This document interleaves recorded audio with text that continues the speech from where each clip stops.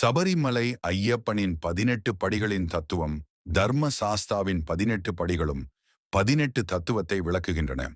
ஒவ்வொரு படியில் அடியெடுத்து வைக்கும்போது ஒவ்வொரு தீய பழக்கமும் நம்மை விட்டு நீங்குவதாக ஐதீகம்.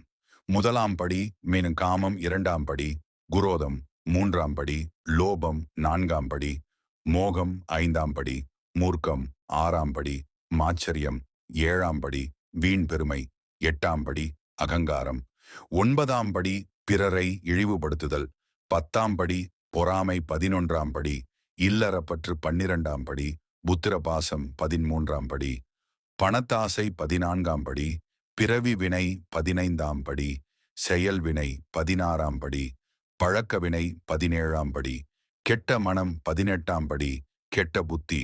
இந்த 18 படிகளிலும் ஏறி ஒருவன் ஐயப்பனை தரிசித்தாலே பிறவி பயனை அடைகின்றனர்.